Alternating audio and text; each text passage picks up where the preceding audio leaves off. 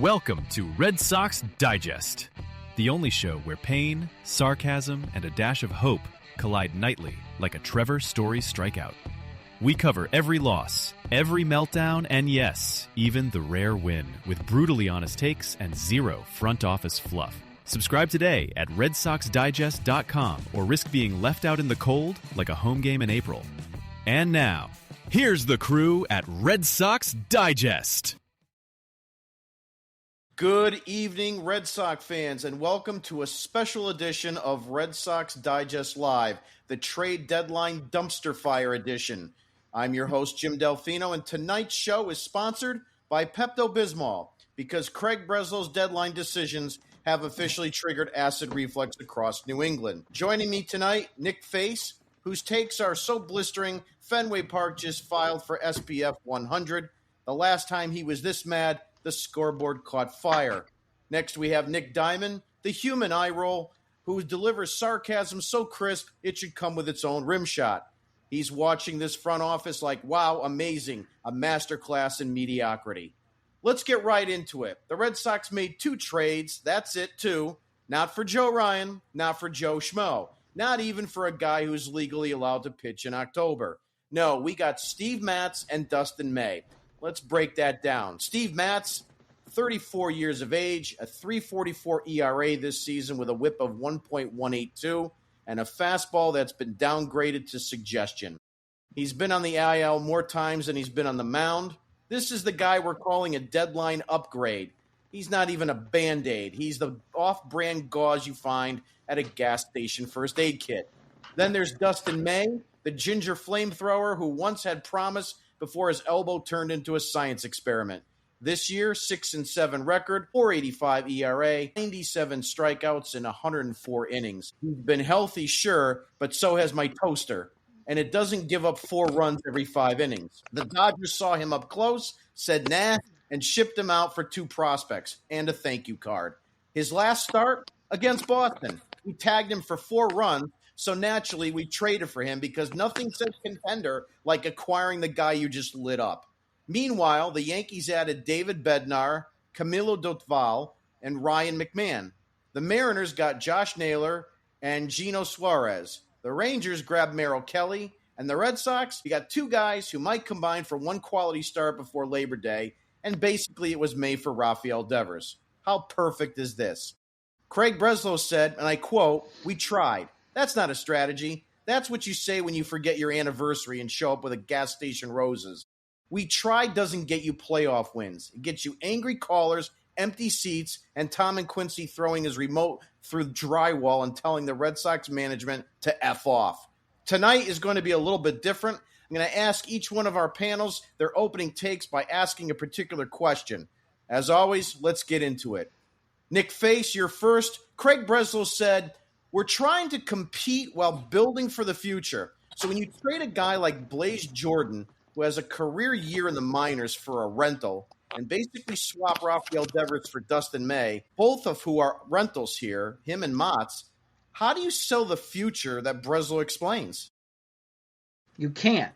This whole thing was so predictable. I was the one chirping for the past 20. I said, don't expect anything. Don't expect it. Because the worst thing that you could do as a fan is get excited thinking that you're going to get all these presents under the Christmas tree, and then you go Christmas morning, look at the tree, and you got no gifts under there. Well, that's basically what Breslow did. You got Steven Matz. He's okay. That's it. You gave up Blaze Jordan for him. Not super thrilled on that. And then you get Dustin May, the guy that I think the Dodgers didn't allow to board the plane back to LA from this past weekend. That's what you got. I couldn't be more angry, frustrated, pissed off with what we've grown to be accustomed to here.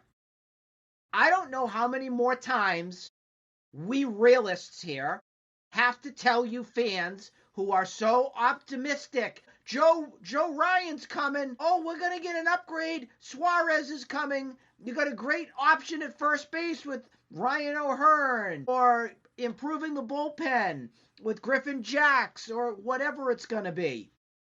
You got nothing out of it. I'll be nice. I'll give Breslow a D- because he got two guys. That's it. He should get an F.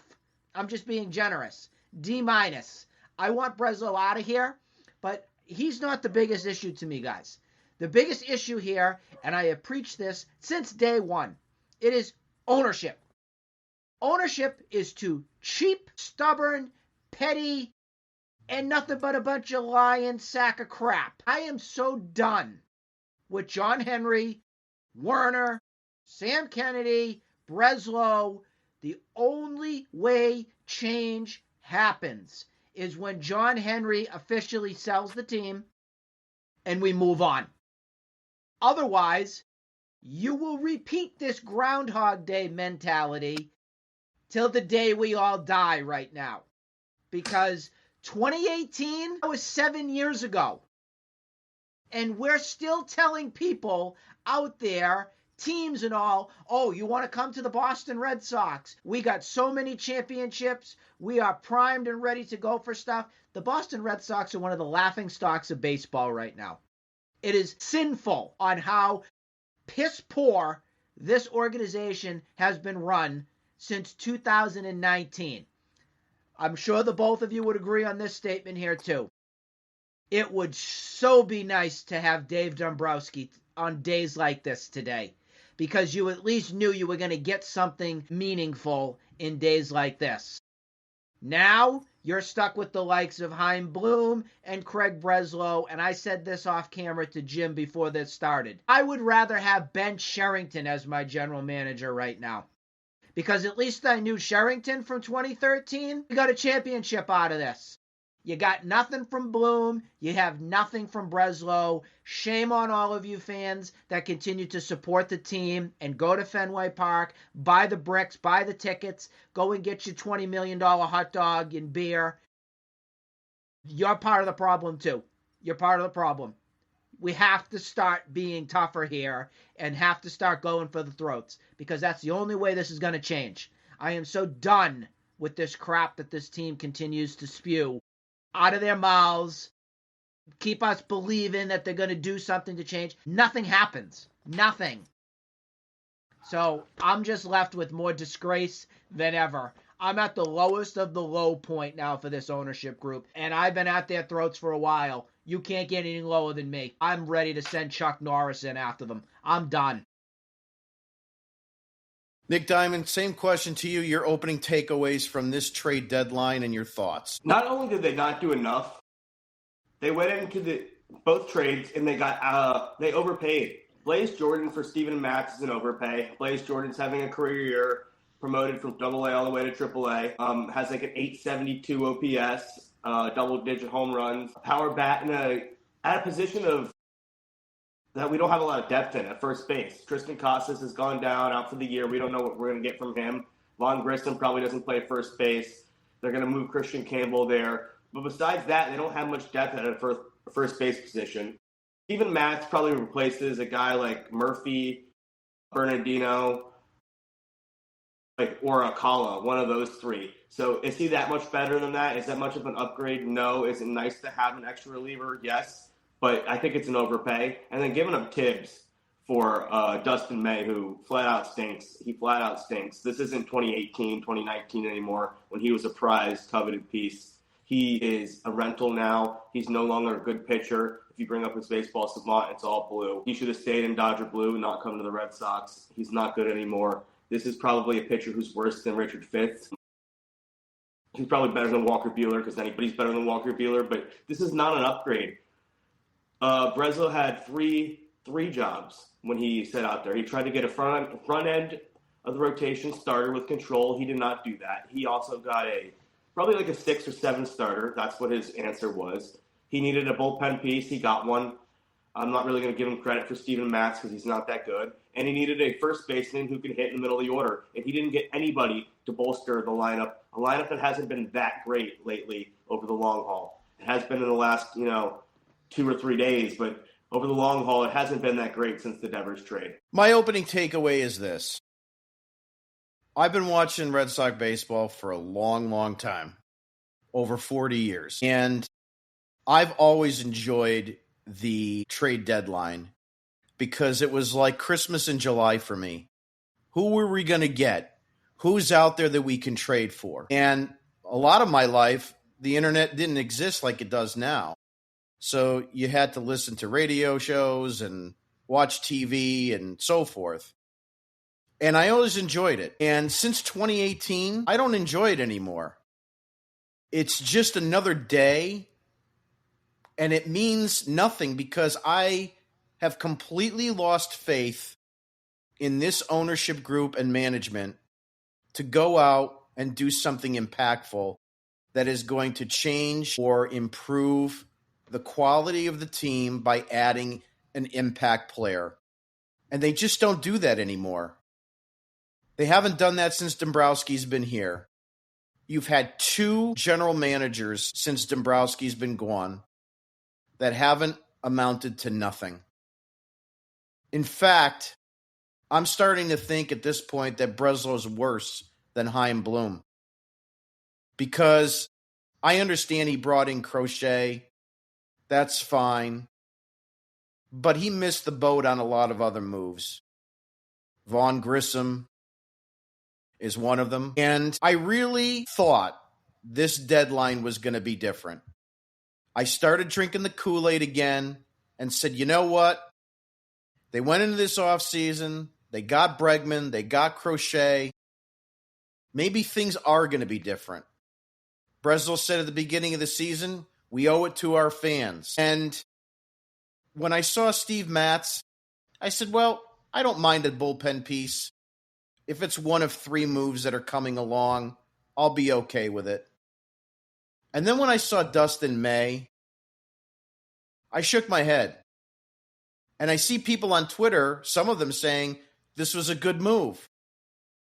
What is a good move? What is it? I'd like to know someone who is 18-16 for his career with 52 career starts in 6 seasons. And he's a rental and free agent at the end of this season. And you gave up a draft pick, well, a minor leaguer, a highly touted minor leaguer in Tibbs that you just got for Rafael Devers. What tells you that this is a good trade? I don't get it. Where does he sit into this? Is he going to be your number 2 starter now? Is he going to be the number 5 starter? This doesn't move the needle. This doesn't help your team. We'll be lucky enough for him to give us a quality start. He's been tattooed by the Red Sox. Gave up 7 runs in an outing to, I think, the San Francisco Giants 3 starts ago. He's not good. He had one job, was to get either Alcantara, Joe Ryan, or somebody that could fit into a number 2 spot, and he failed to do that. Just like he failed last season by bringing in 2 clown shows in Luis Garcia and the other nitwit. Lucas Sims. This has been going on year after year. And anybody that thinks that this is going to change anytime soon, you got to get your head examined. I am so done with Craig Breslow and so done with this ownership and management group. It's a bunch of nonsense every single time. Okay, I can't imagine what guys like Bregman are saying right now. Duran, Narvaez, Crochet. I just signed a $170 million deal to be here and win. All these guys got to look at this and say, that's all you freaking did? When the San Diego Padres just went out and got 65 guys, they've got more friggin' number 1 and number 2 draft picks than I have underwear. It's unbelievable that every season they can go out and do this. The Yankees went out and got 3 or 4 guys. The Blue Jays got Bieber, for crying out loud. I mean, half of Twitter was joking and mocking that. I think I'd rather have Bieber than friggin' Dustin May. Yep. This is absolutely atrocious for a trade deadline. I can't believe that I got to watch this crap for the rest of the season and watch these 2 guys walk because they're not coming back. They're not signing these guys for a long term next year. So you're going to have those two guys walk. You're going to have Giolito walk, Buehler walk, and you're going to be needing 4 starters again. This is just ridiculous. I'm so pissed off at this friggin' team that I spend so many hours and so much money watching and investing my time in. And this is the crap that Breslow, we were uncomfortably aggressive. Everybody is telling us, stop, back off. It's way too much. Stop giving us so much. Shut up, you piece of dung, okay? Nick Face, were you happy about his... I don't mean to laugh. I'm laughing at you from the whole thing. I know. I'm laughing because I'm sick-minded because it's so true. That's kind of the sickness that I have. I laugh when I see a mistake, or I see sometimes that they just can't get out of their own damn way. And I fell for it a little bit at like 5:50 tonight. I had Felger and Matz on, and I kept hearing from Jimmy Stewart in the back. They had him on the computer, the nerd himself. I have 5 sources that are telling me that this Joe Ryan deal is right at the finish line. I've heard 5 people tell me it's coming. It's coming. So I'm like, all right, it's almost dinner time. What the hell am I going to do? All right, I'll throw the radio on, see what's there. And then lo and behold, Cotillo and the rest of the world come out. Sox are done, no deals. That's it. And I said to myself, I'm done with this. I'm so done. I can't even fathom how many times they have made us believe, and then they come back and they fall right on their face. Even with this past winter with the Juan Soto stuff. I mean, that was very similar too. When you started hearing rumors, they're going to pony up the express for him. They are in hot pursuit. Don't you worry. He's getting a meeting, everything. It's just what they do. They tease you. They suck you in, and then they give you the effing finger right after they're done and say, ha, ha, ha. Just kidding. Nick Diamond, Breslow was quoted as saying, we pursued a lot of impact opportunities. What kind of bullshit is that? It's a classic, grade A. Very broad quote to tell people to sound like he's smart when he really did nothing. He asked about Joe Ryan. The Twins named the prospects, and Craig Breslow was too scared to pull the trigger, which he shouldn't have. Joe Ryan is an impact arm, an arm that could have put you in contention to win the World Series or get to the World Series at least, because the AL is so bad. The AL is wide open. The Red Sox got Steven Matz and Dustin May, and you could argue that even worse. Dustin May is not that good. He's the 6th best batter on this team. I'd rather have Richard Fitz. So Dustin May was a waste of a very good prospect that they could have traded and put in a package for another actual impact arm. They could have put him in a Merrill Kelly package, put in Dustin. And they traded for Dustin May. The Joe Ryan stuff that you talked about at like 10, 15 minutes before the deadline was over, John Morosi tweeted out that the Red Sox were making progress. Again, I think the Red Sox wanted him really badly. Craig Breslow misjudged the market. The Twins, it sounded like the Twins were probably going to do it because they traded everybody else. They traded Carlos Correa. They blow up the entire team. Harrison Bader's gone. Griffin Jacks got in at the deadline. So it looked like the Red Sox might have had a shot, but realistically, like Cotillo said, they were nowhere near. They were hesitant to offer anyone good, and it's really, really disappointing because the Yankees got better, the Mariners got better, the Rangers even got better. Everyone around you got better, and the Red Sox probably got worse. Every team that you were in competition with, the New York Yankees, the Seattle Mariners, the Texas Rangers now, all these teams that are vying for a wild card position, to Nick Diamond's point, got better and made moves that will make some sort of positive impact on their team. And you didn't do that, Red Sox Nation. You didn't do that, okay? I don't want to hear anybody say that that was a good trade. And to Nick Diamond's point, you mean to tell me you couldn't have packaged Blaze Jordan and Tibbs in one deal to get Joe Ryan and add a couple others pieces to that? I don't care if it was a 4-person deal. You go out and get somebody with term that you can shine or put right in after a Crochet, and they didn't do that. And it is so disappointing. I'm beside myself with what I can even say at this point. Go ahead. One of my biggest takeaways from kind of digesting what went down here today, and I don't want to be doom and gloom. I don't want to do that, but I got to be real here with people. I am very nervous at the current moment on what happens with Bregman. I really am, especially now after you didn't do anything for this. Bregman, this could be another Adrian Beltre, guys, and I'm not ready to stomach that. I'm not, and I think if that does happen, I was going to say if Beltre says goodbye, if Bregman says goodbye, we're doomed. We're doomed. Because I'm sure the players, just like you were talking about right now, are saying, that's it? That's all this idiot did?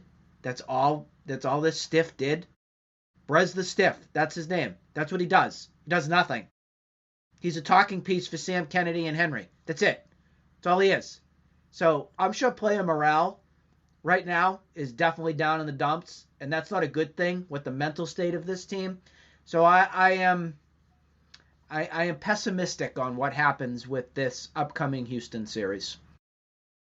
Yeah, Oxnard chimes in. He says, all we have to do as a fan base is boycott one super important game, not a season, just one game. Don't show up and nobody tune on the TV. I mentioned this a couple years ago when they were, got Yoshida, before they got Yoshida. I says that's exactly what they should do because Henry doesn't care about us as fans because it doesn't matter if we show up. He's going to make his money from other people. Fenway Park is still getting all of your Mets fans, your Dodgers fans, your St. Louis Cardinal fans. They're all coming to Fenway Park because it's like a mecca. So it doesn't matter to Henry. The ticket sales are still happening. And it doesn't, he doesn't care about you, me, and Nick. He doesn't care about what we're doing anymore. So it's just absolutely atrocious. Diamond, what are your thoughts on what Nick said about Bregman? It worries me too. I completely agree. I think there's a possibility he opts out at the end of this year and he becomes the next Adrian Beltre, especially if he keeps playing and the Red Sox fall back towards 500. If they make the playoffs and go on a little run,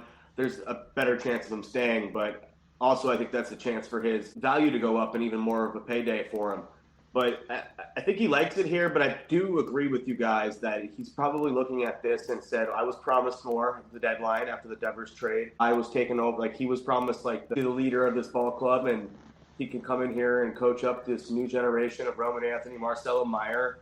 And I think he's kind of felt left down after probably told when he was acquired in February, so late at after the winter meetings, after everything was in right before spring training when they acquired him, he was probably promised this is the team that's going to go to the playoffs finally again. As of right now, I don't think they are a playoff team.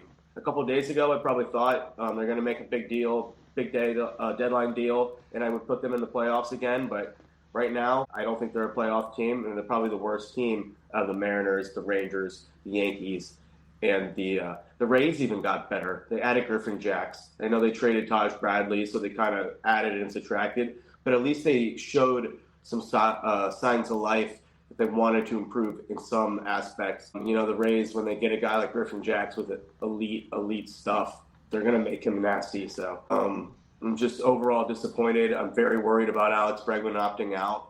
I'm not really sure he's going to opt out and then take a new deal with the Red Sox. I think he would, if he was going to stay with the Red Sox, he would just stay with the $40 million a year for 3 years, and then if he wants to get a new deal after that, he would.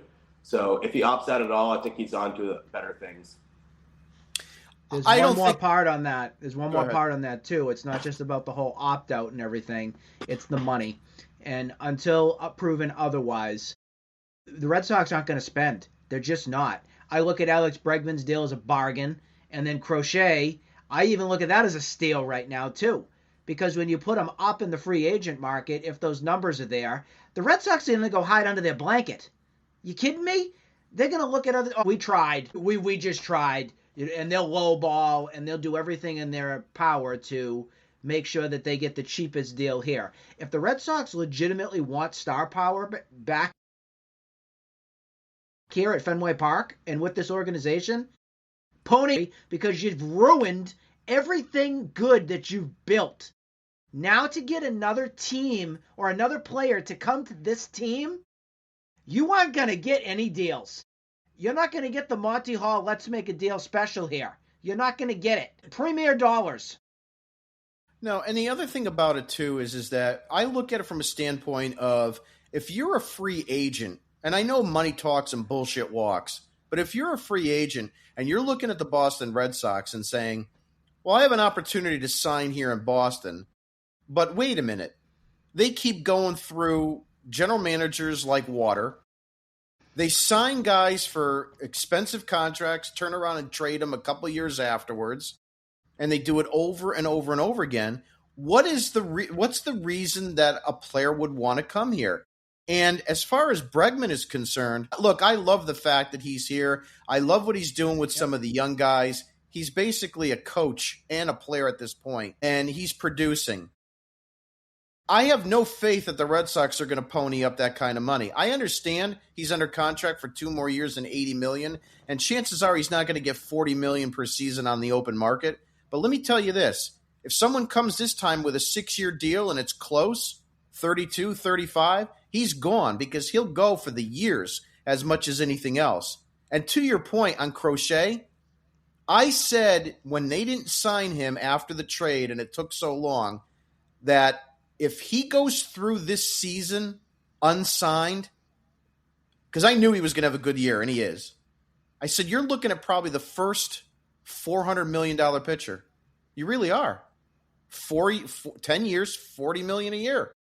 So they are so freaking lucky that Crochet signed. I can't even believe he signed for that money. I can't either. Truthfully, I can't. I can't believe it. I was stunned. Still am. Totally stunned, and they are a lucky organization from that standpoint. Totally lucky. But how can you be Garrett Crochet right now and say, what does this offseason look like? What does the rest of the season look like? Nick Diamond even brought up, how everybody else improved. They went into this trade deadline in a wild card spot. They weren't down a game. They weren't down a game and a half or two. They were in an active wild card position. And they were in the second spot. Yeah, They weren't even the third spot. And this is what you did. You basically said to Red Sox Nation, that's what you said. Anybody else with some more comments? Steve Hunt has a quote here. He said, Bregman will bail and Henry won't pony up to extend Anthony. That's another great point. Okay. Yep. If I'm the Red Sox, I do whatever I can to sign Anthony this offseason. They don't have to do it now during the season, but during the offseason they do. And he's been quoted as saying he is not given a hometown discount. So they better figure that shit out really quick. If it's going to be a 15-year, $300 million deal or something like that, they better figure that out. Nick Diamond, what are your thoughts? Yeah, if it has to be the Rafael Devers money, go ahead. You got to do whatever you can. He's a superstar. He's a generational talent. He has to be locked up long term. He's got a 400 on base percentage already. He's 21 years old. He's only getting better. He's hitting the ball hard.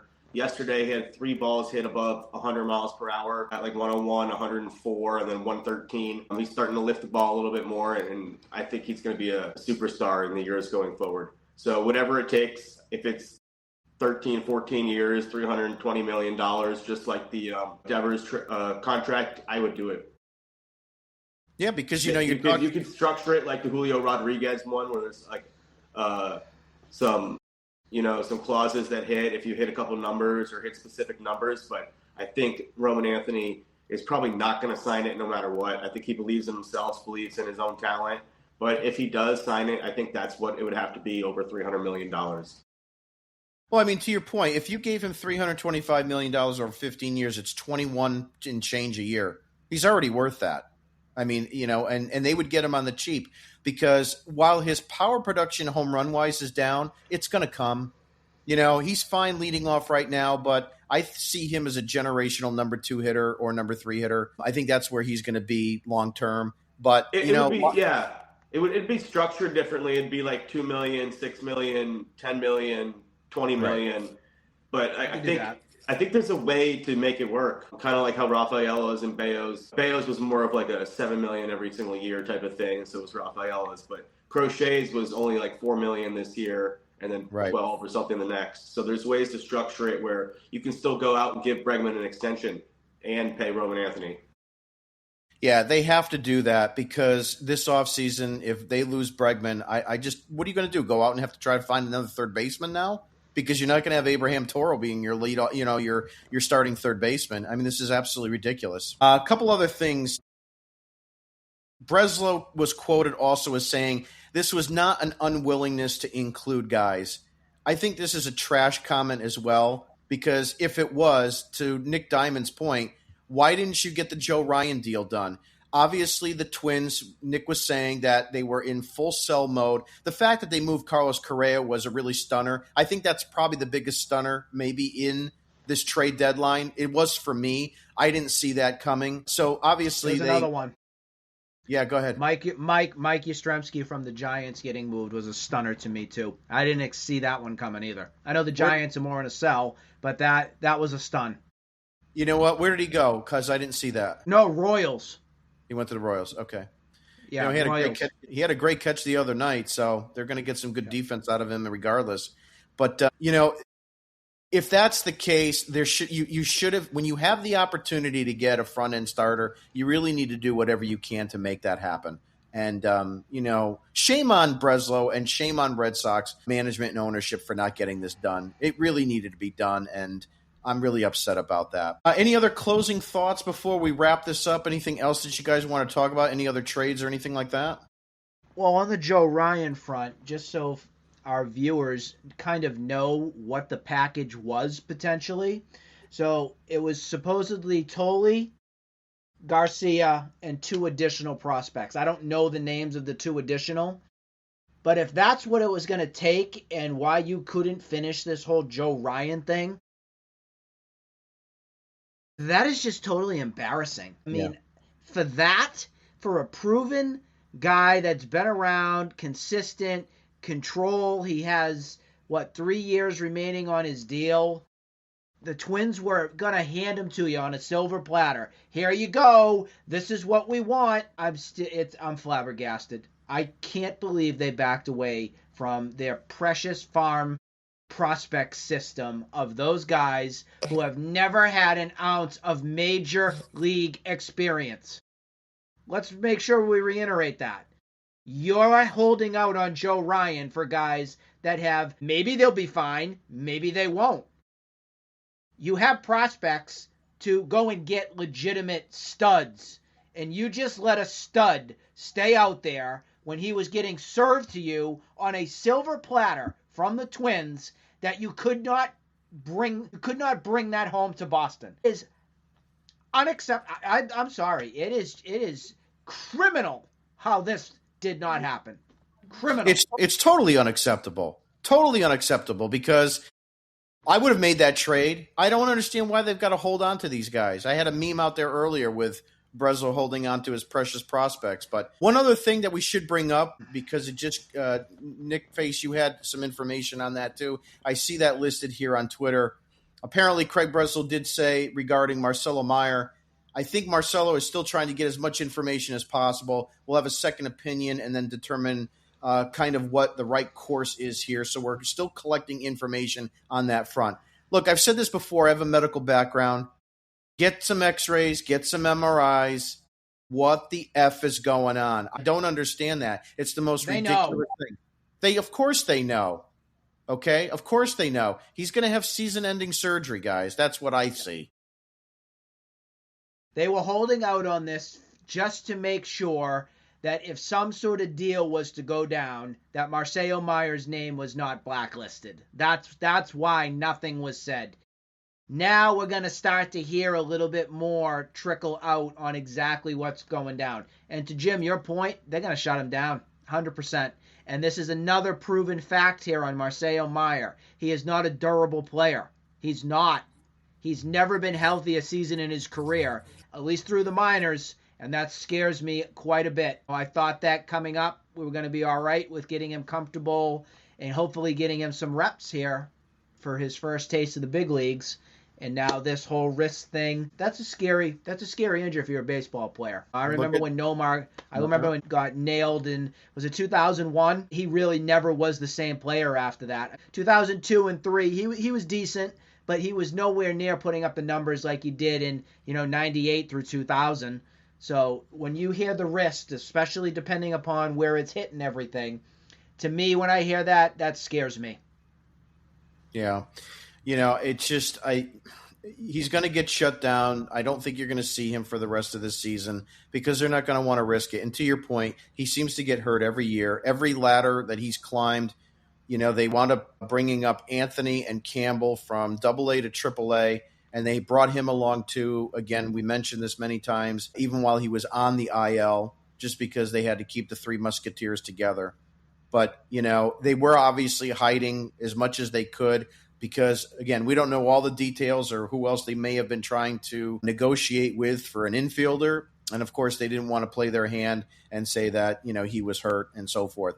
The last thing I want to bring up was this, obviously the ticker information from either Fox News or whatever it was that showed that the Red Sox actually traded for Joe Ryan. Nick Diamond, what are your thoughts on that? I mean, is this an egregious thing or was this just some mistake? What's your thoughts? I think it was an honest mistake. John Morosi tweeted that the Red Sox have engaged with the Twins and are talking about Joe Ryan. And then it was Fox News or Fox Sports tweeted out a graphic with Joe Ryan heading to the Red Sox, and then it was sourced John Morosi, and then they instantly deleted it. John Morosi tweeted out again and said that the Red Sox don't have a deal with Joe Ryan. So I think it was just kind of a misread by Fox. They jumped the gun on a graphic. It was really annoying as a Red Sox fan who was nervous all day, nervous about wanting to get a deal done. The Steven Matz was the only deal from last night. I've been watching all day long, sitting here, refreshing Twitter, thinking about the deadline, thinking about which starter we're going to get. Is it going to be Merrill Kelly? Because there was reports that we were in on Merrill Kelly. And then the Rangers snuck in and got him. Sandy Alcantara sounded like around 5:30 that the Marlins were not going to trade him, so we knew that wasn't going to happen. And then it was just going to narrow itself down. And then the Joe Ryan news popped up, and they said we got him. It was just a big tease. And then next thing you know, Dustin May was a Red Sox, and it was from the highs of all highs down to this is the worst pitcher we possibly could have acquired to be in the starting rotation. So it went from Joe Ryan to Dustin May. It really took the life out of any sort of hope Red Sox fans had in this deadline because, honestly, I drank the Kool-Aid as well going into this one. I haven't been excited. 2021, getting Kyle Schwarber, I thought was an okay move. 2022 was an awful, awful deadline. We could talk about that that could take a whole segment about that one. The Tommy Pham days. 2023, you could have had Edward Cabrera and you would have had another reliable starter already. So we won't even talk about that. Heim Bloom, bad there. Breslow, awful deadline last year, just kind of taking the worst of the worst and kind of just patchworking in a couple of relievers, backup catcher. So things didn't work out for the Red Sox at all. And then this year was probably the worst one. Breslow goes out and acquires two pitchers that are subpar, that don't move the needle at all. And it's just super disappointing. I don't have much confidence going forward. All I can tell you, Red Sox fans, is that Breslow and company better hope that guys like Romy Gonzalez and Abraham Toro and Connor Wong and Masataka Yoshida and these guys that we have here can weather this storm and stay some sort of effective for the remainder of this season. And I have absolutely no faith that that's going to happen. And you also better hope that Alex Bregman doesn't have any kind of setback in his recovery and that he's going to be able to play 6 days a week. Because if not, you're going to see the same thing happen that's happened the last couple of years. They're, above 500 going into a deadline, and then it just continues to fade away. And I think there's some level of concern. You look at guys like Crochet that's being pushed back now instead of, when we need him every 5 games. So they're monitoring his workload. good, bad, or indifferent, it's screaming to me that this is a team that's on the brink of potentially just falling right off the deep end. And I hope it doesn't happen, because I don't want another September where I'm watching meaningless Red Sox baseball games again. And I think that Craig Breslow just put the seal on that happening again for 2025. That's all I got for tonight. I'd like to thank Nick for joining me. Please visit us online at redsoxdigest.com. Sign up for a free subscription. We'll be back with you tomorrow night to go over the first game against the Houston Astros, where Carlos Correa will be playing third base, as far as we know. So, and maybe we'll get a look at Steve Matz giving up a 2-run shot in the 8th inning. So have a great night, everybody, and we'll talk to you tomorrow night.